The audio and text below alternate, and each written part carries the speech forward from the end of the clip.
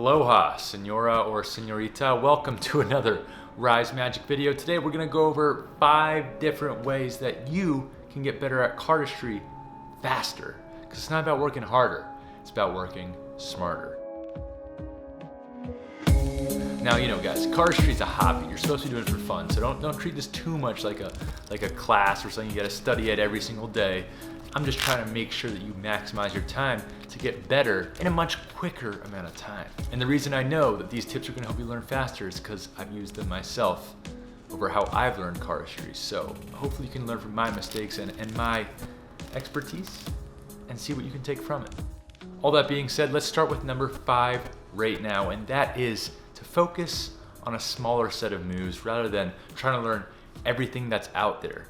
I would say if you're learning moves, you should probably learn 2 or 3 at a time maximum. Now we've all seen them, the jack of all trades, the person out there who can do 50 different moves, but it looks like all those moves were learned just yesterday. And honestly, that's probably because they were. It isn't that hard with certain moves to get them down, to be able to actually just complete the motion of the move without dropping cards. But actually mastering it is another step altogether.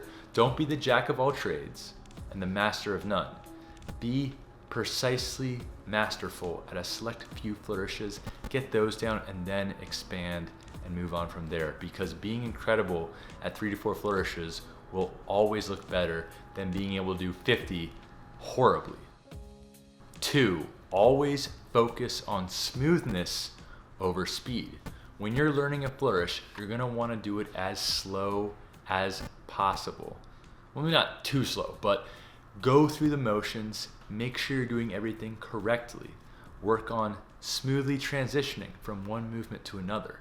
Because only when you practice that way, smoothly and slowly, that is actually gonna help your muscle memory when it comes to doing it faster in the future. If you immediately focus on speed, everything's gonna look jaggedy, shaky, and forced. If you want it to look smooth and elegant, that will only come from learning the flourish slowly, the right way, focusing on smoothness, and then you'll be able to get faster naturally over time because the muscle memory was built into your digits the right way.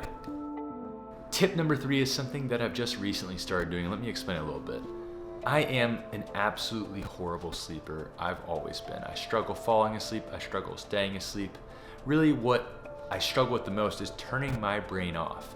When it's time for me to shut down, relax, and go to bed, my mind is still racing with so many different ideas I have, any worries I might have. I just can't turn my brain off to go to sleep. Something that I've actually done that seemingly has helped me relax before I go to bed is I keep a deck of cards by my bedside, and obviously with the lights off, so it kind of helps you not be able to see the cards. I'll sit up in bed and go over all the moves that I know, just silently going over, no noise, no music. Kind of makes me feel like a Zen master, going over all my moves without even looking at them in the pitch black, getting a feel for the deck. It becomes a very meditative state for me. And I'm no sleep doctor, so I'm not saying this is gonna help you sleep better, but I have heard that learning things before you go to bed helps you retain the information better. So I don't think it would be a stretch to say going over the muscle memory of your hands, using the moves to relax before actually going to sleep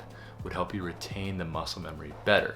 Like I said, I'm no doctor or scientist, but it does make sense if you think about it. And honestly, it has helped with my sleep. Some of you guys probably do the same thing, but I'll probably have to kick that habit before I get married. No cards by the bedside. Either way, try it out if you want. I personally got some results out of it, I guess I would say. More so in the sleep department than like the getting better at cardistry department, but hey, can't hurt. For number 4, you actually don't even need a deck of cards. It's a way that you can get better at cardistry without having playing cards in your hands. Because believe it or not, you can't actually have playing cards in your hands to fiddle with at every second of every day. Trust me, I've tried it.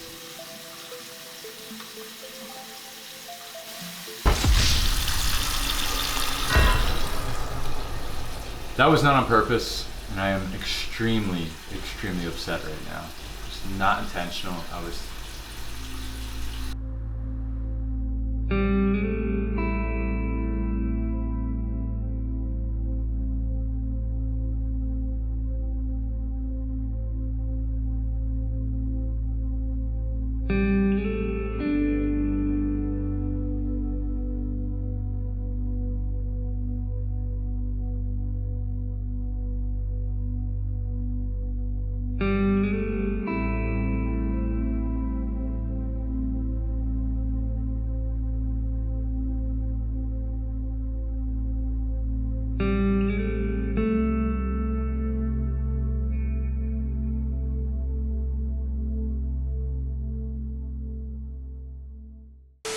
So when that time comes that you can't use a deck, whether it's in class, in the movies, in church, try out some of these finger exercises. Finger exercises are a great way to get better at cardistry without having a deck. And the best part is, once you get some of the more complex ones down, they actually sort of look like flourishes of their own. People will be very fascinated by your ability to move your fingers with such dexterity. If you want to learn some of these amazing finger exercises, we actually have 2 tutorials on the channel, both taught by my brother Grant, who is a master at cardistry himself. One is on finger exercises to get better at cardistry, and one is on finger exercises to get better at sleight of hand. They will both be linked in the description. I highly advise that you check them out if you have those type of hands that always need to be doing something no matter what. If you're pen spinning, doing cardistry, whatever, if you need something to keep your hands occupied, learning these sort of hand exercises, finger exercises, you'll love them. Just check them out. Lastly, number 5, this is sort of a self-plug, but hey, it's our channel, so I can plug us if we want, and that would be the Rise Magic cardistry tutorials and troubleshooting videos. Now, the reason why I'm specifically mentioning our videos is because, I don't know if you guys know this, one of the main reasons we started this YouTube channel in the first place is because when we were learning cardistry, some of the tutorials out there pretty much sucked, and it made learning very, very difficult. So when we started making tutorials, we wanted to make the best tutorials out there that satisfied all of the problems that we had with the current set of tutorials out on YouTube. We wanted to make them as in-depth as possible with on-screen graphics, extremely professional, while teaching from the right angle over the shoulder. This is what inspired the cardistry troubleshooting series. We took some tutorials out there that weren't as in-depth as we would have liked when we learned and made them easier and more accessible for you guys to learn. We cover tons of moves like the one-handed shuffle, the riffle fan, things like that that are pretty difficult, and a lot of people are commenting below in those videos on how much they've actually helped them learn things the right way. So there's a whole playlist of troubleshooting videos. It's definitely one of our most popular series on this channel, going in depth on the more difficult moves of cardistry. I would highly recommend you guys check that out if you haven't already. I think learning those moves the right way will help you get better at cardistry faster. All right, guys, that's the video. As always, this channel is a community, so if you have had any incredible ideas when you've been learning cardistry, if you have any cool ideas that helped you learn, be sure to comment them below so that everyone can see. There were some amazing comments on last week's video about different ways to reveal a playing card in a magic trick. So if you haven't scrolled through the comment section of that video, go see how amazing this community is and all the creativity and ideas that can be sparked by you guys interacting with each other. I'll be sure to read them all and respond to as many as possible. I'm not gonna say all of them. You guys know me, I reply to pretty much every single one. But you know, sometimes I actually sleep. It's very rare. It's very rare that I go to sleep, but when I do, man, is it glorious. If you have any sleeping tips, just leave them in the comments below, because I could use some. All right, guys, I really appreciate you. Love you so much. We're almost at 80K. Be sure to like, comment, and subscribe, and I'll see you next time.